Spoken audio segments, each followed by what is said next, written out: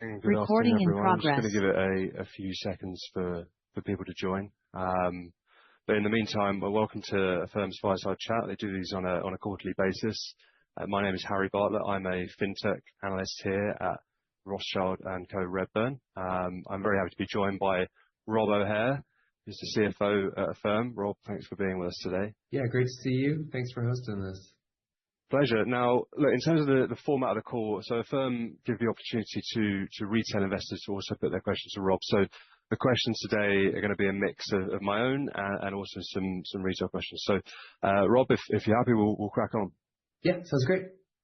Great. So, look, it's kind of hard to avoid the current environment at the moment. So maybe I'll start there, looking at the consumer. So I guess, given we're seeing kind of increasing geopolitical risk, and I guess depending on how long this lasts, and we could see some spillover effects. I mean, I guess in terms of what you're seeing from the consumer, in terms of demand in the credit side, maybe you can talk us through there. And I guess we've seen Sanket has asked, how do you anticipate inflation and unemployment affecting your business?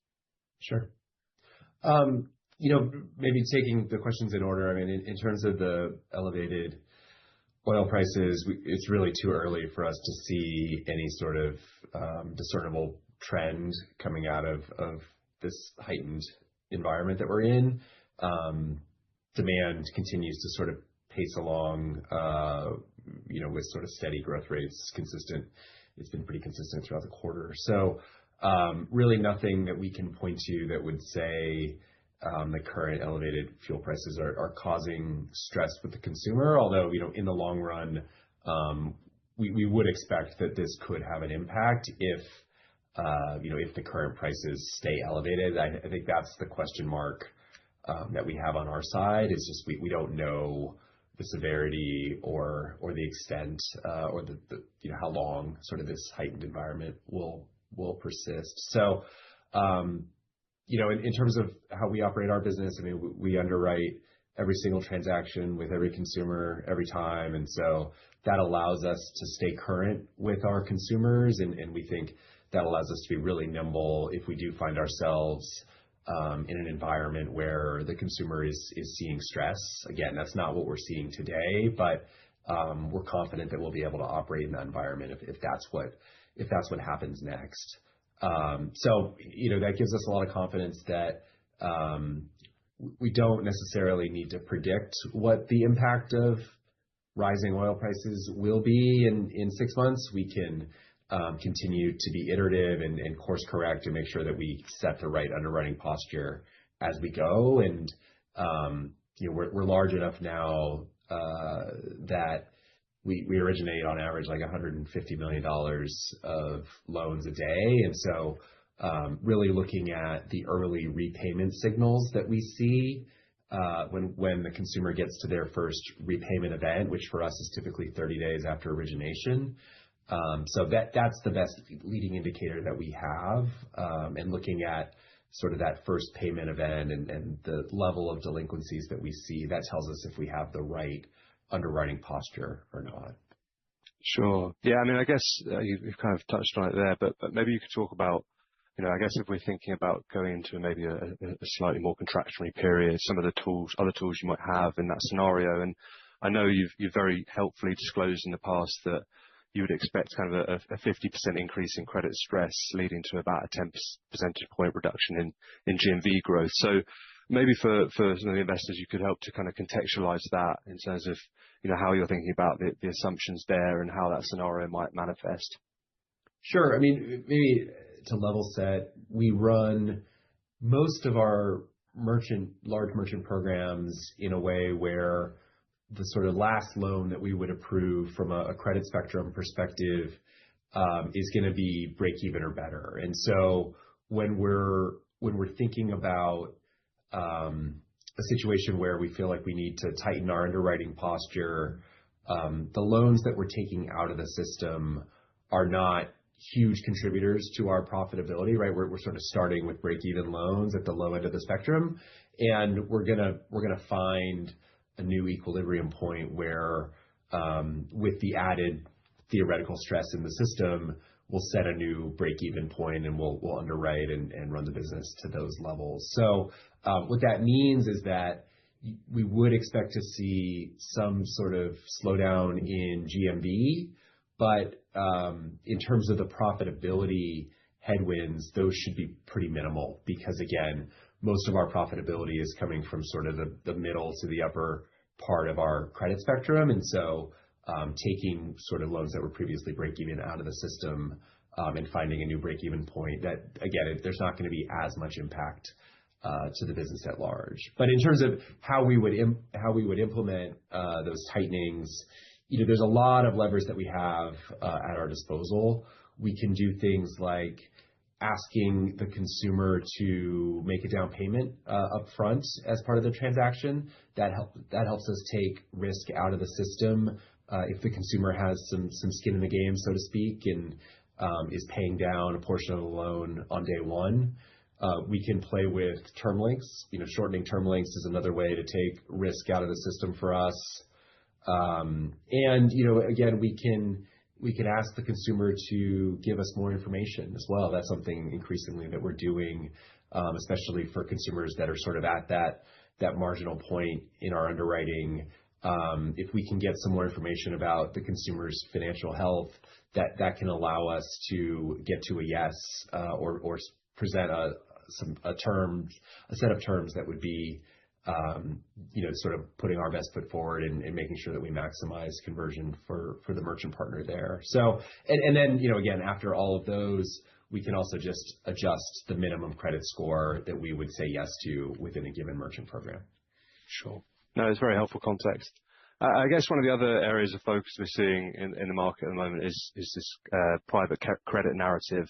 You've talked a lot about your kind of consistency of underwriting performance and the benefits that's given you from a funding perspective, not just in terms of demand, but also pricing.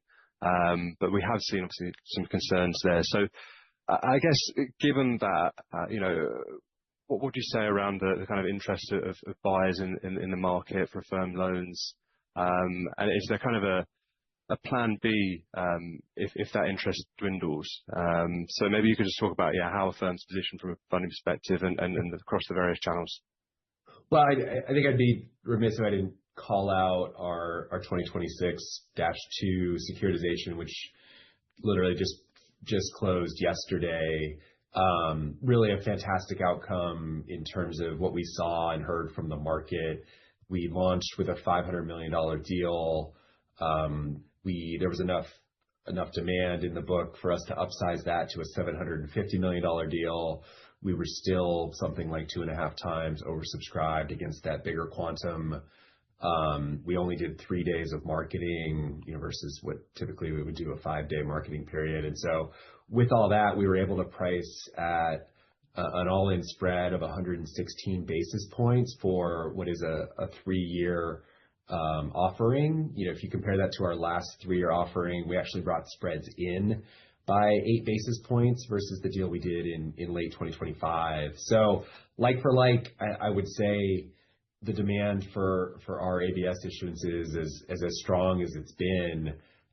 We were really, really happy with that outcome. And we, of course, acknowledge, all of the volatility and turbulence out there from a macro perspective. But in terms of the deal we were just able to price, we came away really, really happy. And I think it's a testament to how we've been able to build our program on the capital side. We look for partners that are going to be here throughout the cycle and can work with us in size. And typically, ABS can be a way to start the relationship with a funding partner, and we look to deepen those relationships into forward flow and other formats as well. So we feel really, really good about the health of the ABS market, despite the headlines. And again, I think we've got a very, very recent data point here that supports that confidence.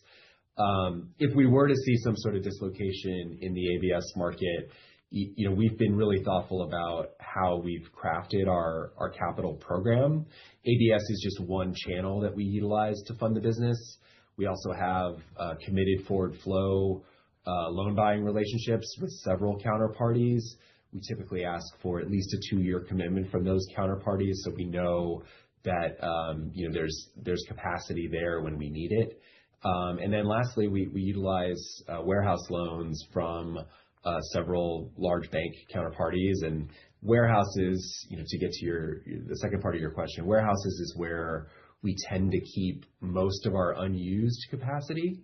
So if you look at the disclosures we have in our 1231 filing, I think we had something like $4 billion of untapped warehouse capacity. So if we were to see a dislocation in ABS, that's likely the channel that we would utilize a bit more to absorb the dislocation that we're seeing in ABS. But it's important to remember our ABS facilities typically have a 2 or 3 year revolving period, and so we're going to be able to utilize the funding vehicle that we just closed.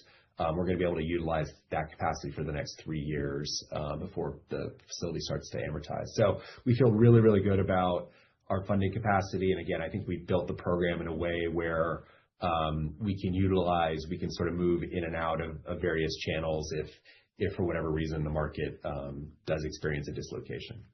Sure. And maybe just as an extension to that, I mean, I guess, how are you thinking about kind of the on versus off balance sheet strategy? I know you've kind of moved a bit more towards off balance sheet given the funding conditions and how favorable they've been, but how are you kind of thinking about that over the next 12 months or so? Yeah, we really haven't given any sort of forward guidance around on versus off. I think if you look at our business historically, we've been roughly 50-50 between on and off. The ABS deal that I just spoke to, that's an on balance sheet funding vehicle. The advance rates, though, are really, really healthy. I mean, we're approaching, I think, 96.5% advance rate. So it's a really capital efficient way for us to fund the business. And we retain a bit more of the loan economics than we would if we were to move a loan off balance sheet through a loan sale. So I think there's always pluses and minuses. But I think what's important to us is that we're able to fund the business through sort of any kind of economic cycle. And I think as we sit here today, we feel really good about the capacity we have and just the low overall levels of utilization that we have against that total capacity. Sure. Great. Let's move on to the card. So we saw yet another strong quarter. It's up to kind of 16% of the GMV now, growing at 150% year on year. Can you talk about some of the factors that have caused GMV growth from the card to kind of accelerate over the last few quarters? Yeah, I mean, I think we're continuing to really tap into the core of our user base, and I think the functionality that we bring with Affirm Card of making it very seamless and easy to transact anywhere that accepts Visa. I think that's sort of the killer feature of the card. We did make a small change on the product side starting October 1st, where transactions that are facilitated through a permanent PAN, a permanent card on one wallet partner in particular, those are now being counted as card transactions and as card volume because we moved that program from being one-time card driven to being a permanent PAN. And so in order to be consistent with what we've called card historically, the transactions from that program are now being counted. So that did help drive a bit of a bend upward in the curve in terms of growth in users and in GMV. But yeah, I mean, we've been really, really happy with the traction that we've seen with card. I think card is a great unlock for offline spend. Historically, both Affirm, but even BNPL at large has been very heavily concentrated within e-commerce. And what we're seeing with the card usage is that we see more than an order of magnitude more mix from in-store purchases. And so we feel like we found a product that resonates with our base, and we're really excited to see it continue to scale. And I guess, you talked about maybe the uptake of the card has exceeded some of your earlier expectations. So, I mean, how do you see penetration evolving over the medium term? Is it a situation where, long-term Affirm Card is the primary distribution channel? I think we're still a ways from it ever being the primary distribution channel. I still think our model of continuing to win as much coverage of checkout as we can. We work with some of the largest and most sophisticated players in commerce generally, and that approach has served us really, really well. We're able to build profitable financing programs at our merchants, and that's served as an on-ramp from a consumer perspective into our network. And right now, card continues to almost exclusively be sort of a second use product within our user base. So I think that model is serving us well. When you look at the growth rates of card that we posted in the December quarter and have posted pretty consistently here for the last several quarters, I don't get the sense that we're at any sort of saturation point, far from it. And so I don't want to hazard a guess in terms of what ultimate penetration of our user base can be, but I think the good news is we continue to grow the overall user base at really, really healthy levels, and we're continuing to see more and more penetration of that user base and more of those individuals taking card out and using card pretty frequently as well. So again, I think that tells us that we're on the right path, and in the long run, I don't know what the ultimate ceiling is here, but again, it feels like we have a lot of headroom just given the growth we're seeing today.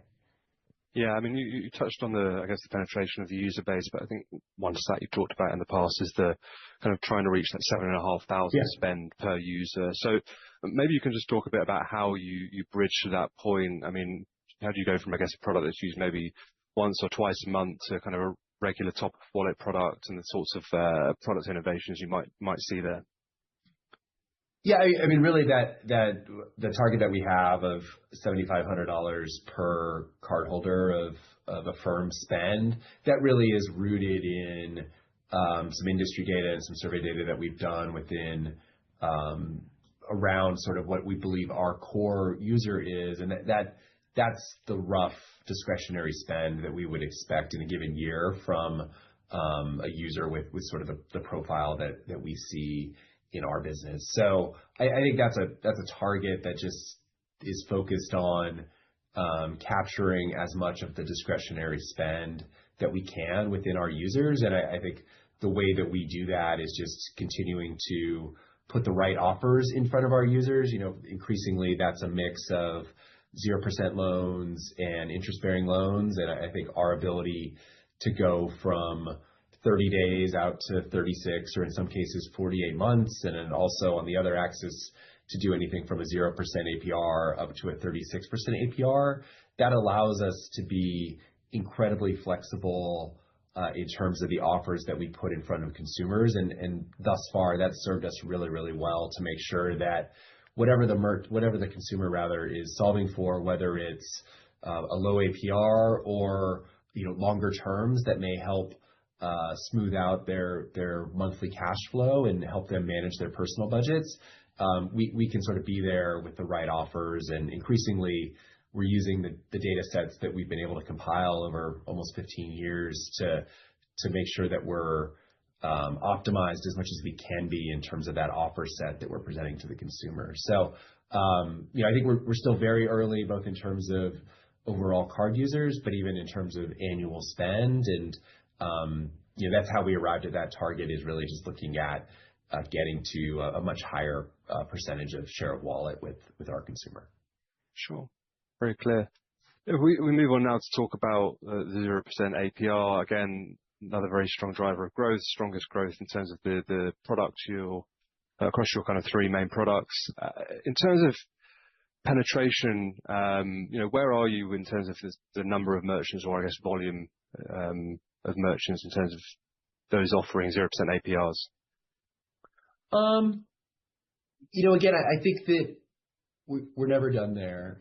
As much as we've made a push to drive more 0% volume within our network, we still have several large merchants that aren't utilizing 0%, and so that tells me that there's definitely more room to go. And I think it's important to remember that we really believe that 0% are a great complement to the very profitable and the very nice and high growth interest-bearing program that we have as well. So, I heard a little bit in your question. I don't think we're pivoting away from interest-bearing. We're looking to add more zeros as a complement to interest-bearing. And what we see in the consumer uptake is that even if a consumer starts with a 0% loan, there is still a high propensity for them to utilize an interest-bearing loan in their life cycle. So again, I think it's about finding the right mix of offers for consumers and understanding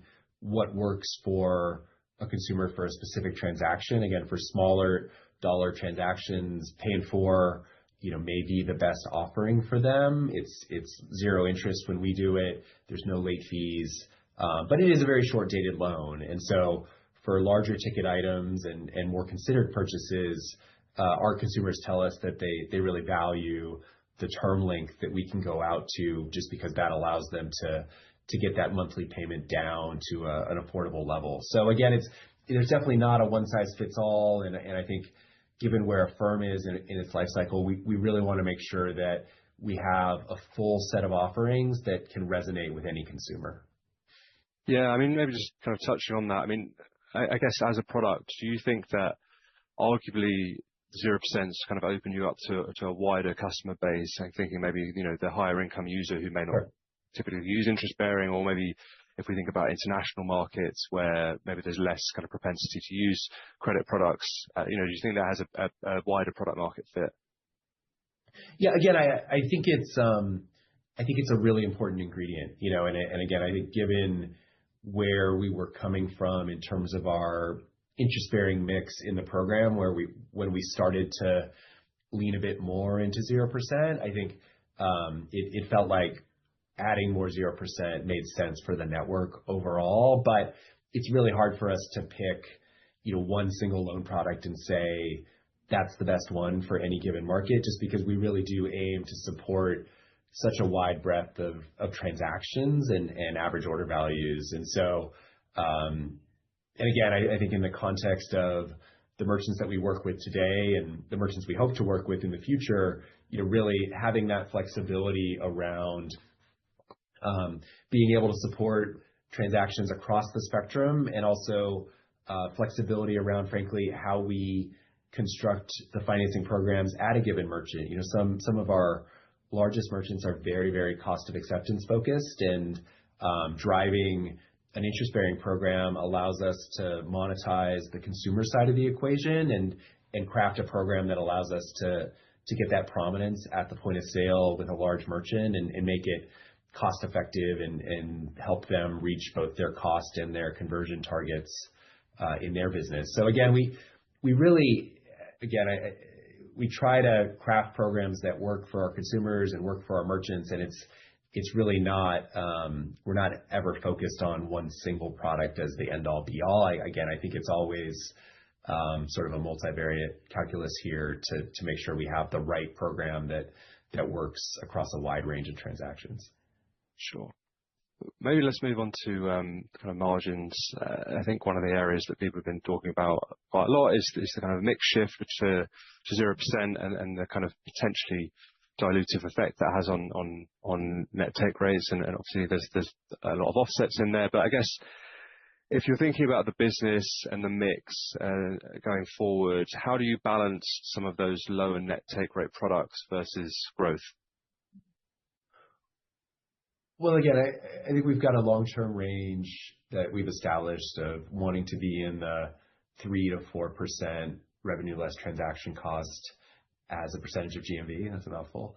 And for the last several quarters, we've been operating sort of at or above the high end of that range, pretty close to 4 for most of the recent quarters. And so 0%, to your framing, right? 0% can be a way to forego some income. We're not getting interest income in those transactions from the consumer, and so it's a way for us to mix into a slightly dilutive loan product. But we do think it's an important part of having a full product offering to a range of consumers. So as I said previously, we think it's a really important ingredient to the overall business.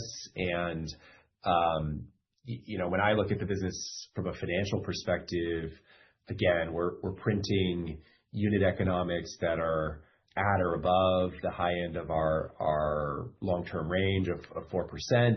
And then, as you go down the P&L as well, we've driven really, really nice operating leverage in the business over the last several years as well. So I think the business is performing very well from a financial perspective. And for us, it's really making sure that we, drive strong units and drive operating leverage, of course, but also that we maximize the opportunity that we think we have as a market leader in the U.S. and making sure that we continue to reach as many merchants and as many consumers as possible, just given everything that we're able to bring to bear in various financing offers. Sure. One of the things you talked about previously is within the card is the very strong weighting of card towards interest-bearing products, which helps to kind of, I guess, offset some of the lower MDRs. So I guess when we look to the latest quarter, the card seems becoming a really strong vehicle for distributing 0%. So maybe you could just give some color there and how this kind of plays into your thinking and I guess the overall economics. Yeah, card is obviously one of the fastest, if not the fastest growing part of our business. And to your point, the mix of interest-bearing loans within card has historically, always been above our overall company mix of interest-bearing. So really, product mix is probably the single biggest driver of product economics or product profitability. And card benefits from a very high interest-bearing mix, and that was still true in the December quarter as well. So as much as we are leaning a bit more into 0%, I think we also have card with really, really strong growth rates, sort of bringing that interest-bearing mix back a bit too. And the interchange that we collect on card transactions is very, very healthy. And so on an all-in basis, I mean, card is arguably our most profitable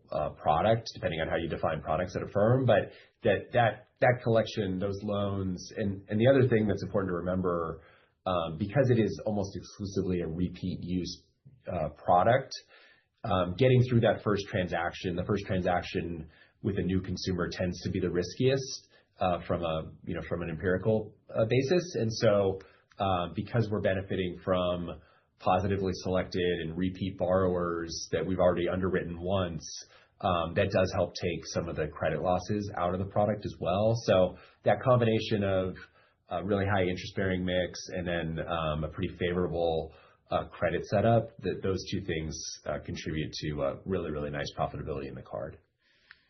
Sure, yeah. So that's just on the subject of pricing. I've got a question here from Amanda, and she says, what's the Affirm's long-term strategy to maintain competitive advantage and continue growing market share?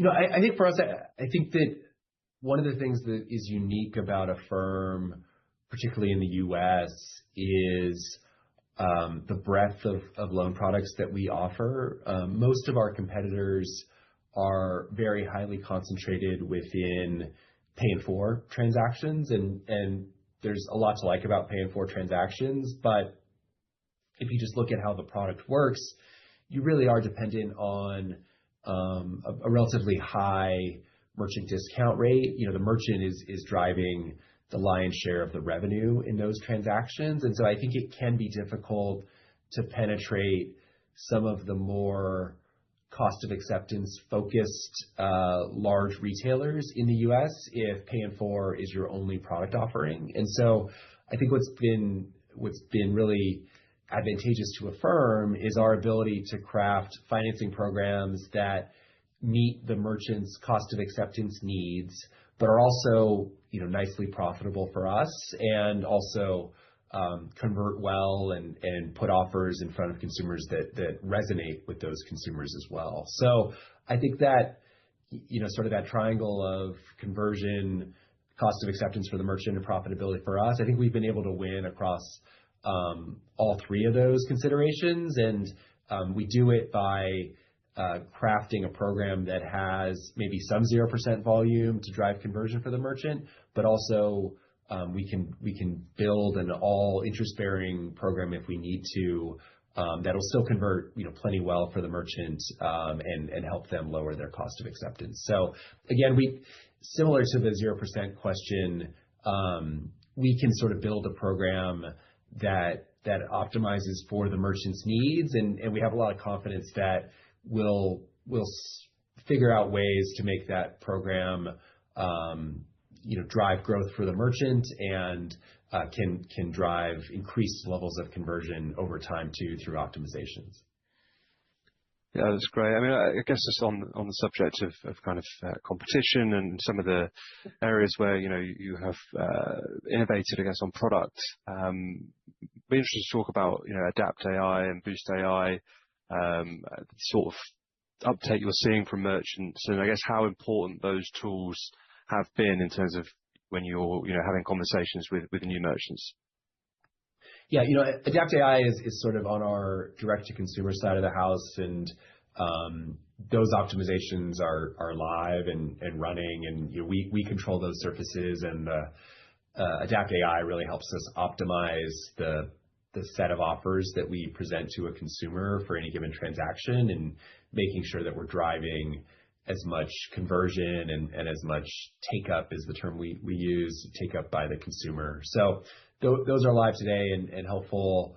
On the Boost AI side, I think we're still relatively early in that market opportunity. And really what Boost is doing is it's taking a pretty static financing program that was hard-coded into our historical merchant agreements, and we're partnering with merchants to find ways to dynamically optimize the offer set.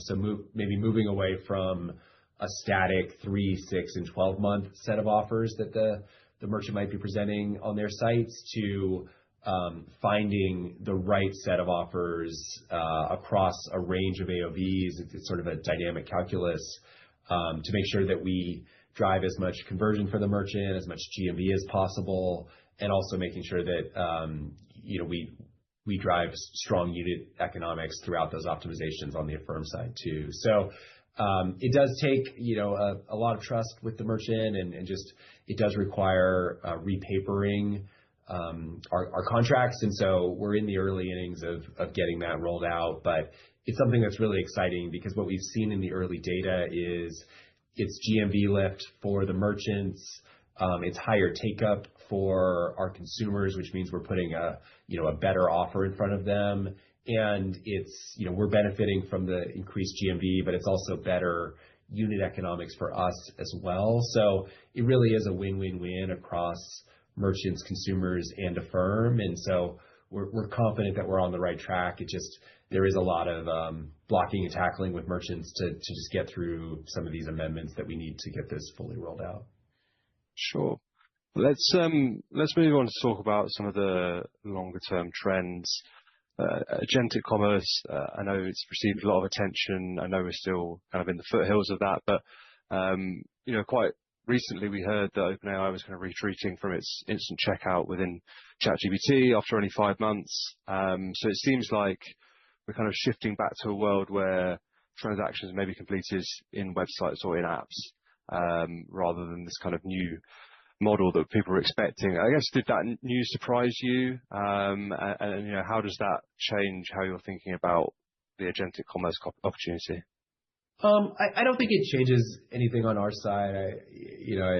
We fully expect to have a seat at the table if consumer demand moves to agentic to facilitate transactions. I think looking at the size of our consumer base in the US, right, Affirm is clearly a financing option that consumers want and that consumers need. And so we would expect to be a player in any sort of updated protocol that does roll out, or there may be multiple protocols for a while here as well. So I think if you look at what we've been able to do in terms of e-commerce, we use the term internally, we embrace channel conflict. We've been able to partner directly with merchants. We also have large partnerships like Shopify, where we're able to leverage existing platforms, merchant base and distribution to accelerate our growth. And so we fully expect to be, we've done similar things with Apple Wallet, the Apple Pay Later program as well. So, we would expect to be anywhere that consumers are shopping. And if that moves into an agentic world, then we would fully expect to be a part of those transactions as well. And again, I think that's something that our merchants are going to want, and I think it's also something that consumers will want. Sure. Well, nice Shopify reference there. This is a segue onto my next question. So we think about international, you launched in the UK in 2024, you started ramping throughout last year. I mean, where are you with your ramp with Shop Pay installments in the UK? And I guess, what needs to be done in terms of going to that automatically switched on for new merchants? Yeah, I think we're working towards that end goal of being auto on for merchants within the Shopify platform in the UK. And I think we're at a pretty similar point in the program lifecycle. We went through this same phase that we're in now in the US before we had the bigger launch. And right now it's just about making sure we understand how conversion works within the program and making sure that the program is as optimized as it can be before we get ready for this sort of step function change in scale that would come with a broad auto on release within Shopify. So I think we're right on schedule in terms of that progress, and having gone through the US rollout, I think this is a really important stage to make sure that we're ready for the volume that can come through a platform like Shopify. Sure. And I guess maybe we think about your next leg of growth beyond the UK. I mean, I guess to what extent can you more rapidly, roll out Shop Pay across your merchants in continental Europe? And we've talked about Australia, and I guess some of the steps that need to go in place there. Yeah, I mean, obviously outside of our existing markets, which today are the US, Canada, and the UK, I mean, we will need new and different licenses to operate outside of our existing 3 geos. So, that's something that we'll need to prioritize and bring in-house before we're ready to launch a new program. And yeah, we fully, we don't think that we're done expanding with Shopify after the UK. So we're excited to get the UK right. To your point earlier, there's still some work to be done to get that fully launched.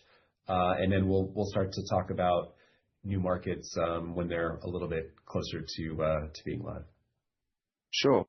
Let's go on to another deal that you've announced recently, so QuickBooks. So, I mean, it looks like a very interesting partnership. It's 175 billion online payment volumes. Maybe you could just talk a bit about this opportunity and your expectations, I guess, in terms of adoption. Yeah, I mean, it's a really exciting partnership. The first phase of the program will be bringing Affirm financing programs to business to consumer invoices through the QuickBooks platform. So we want to make it as frictionless as possible for consumers to pay those invoices with our set of financing offers. And I think when we look at some of the KPIs within the program that's existed historically, it's a large enough average order value that I think a lot of the strengths that Affirm has around underwriting every transaction and also being able to go longer on terms to smooth the consumer's cash flow. I think it's a really nice setup for us in terms of the sweet spot of the invoicing program that exists and what we're able to do on the Affirm side. So it's really, really early. We are live with an increasing number of merchants today, and we're hoping to continue to scale that over the course of this month. So lots to like so far, but it's so early that with our existing base of business, it won't be material this year. But it's a program that we're really excited about, and I think more than anything, it's a great expansion into the services vertical, which is, I think, historically an area where BNPL has been underpenetrated. I think Affirm's been underpenetrated as well. So we have a lot of confidence that what Affirm does should work really, really well in that end market. And we're excited to partner with, a market leader like Intuit to broaden our reach.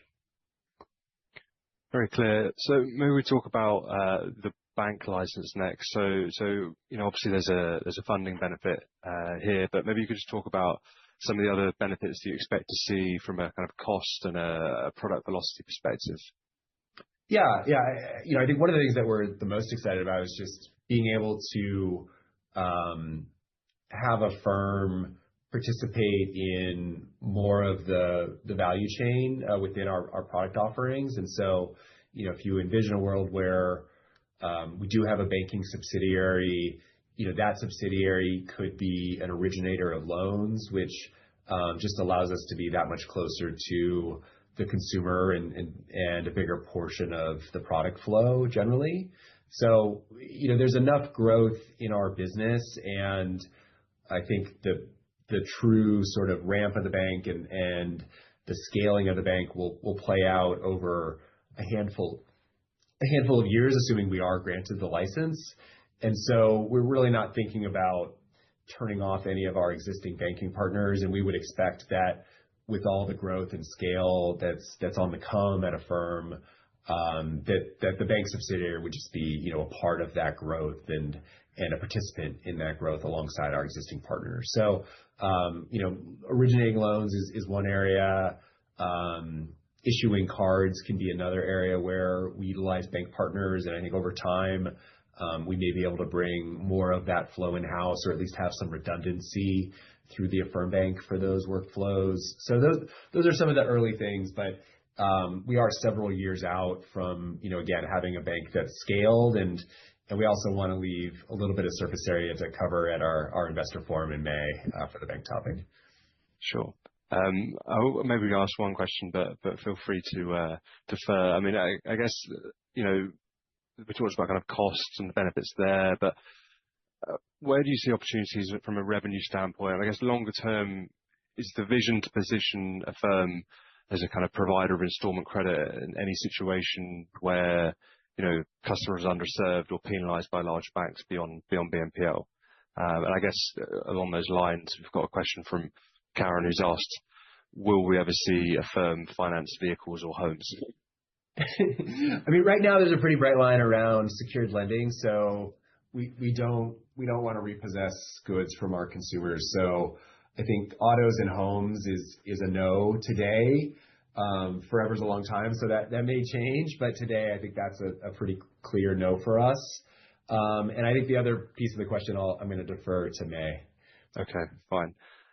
Great. Well, let's move on to talk about the FIS and the Fireside deals. It seems like the opportunity here in terms of the overall TAM could be huge. So I guess the question really is, how well you can penetrate that TAM. So maybe you can give some insight into how you go about distribution, and I guess any early feedback you've had from the conversations with banks, and perhaps the differences in how we should think about FIS and Fiserv.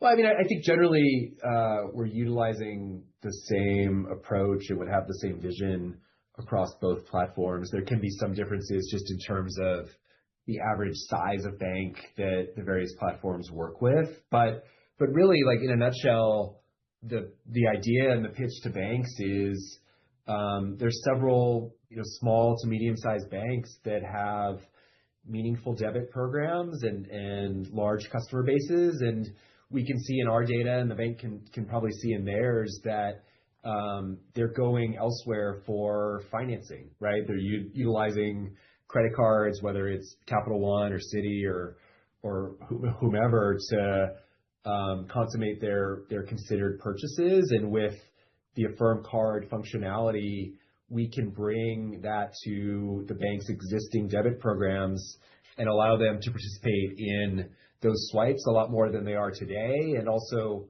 again, to sort of maintain or probably grow their share of wallet with their existing consumers. So I think right now, we're in the very, very early stages of having conversations with banks. I think the conversations are resonating with banks, but it's a lot of work for us to do to build this functionality into the various banking cores.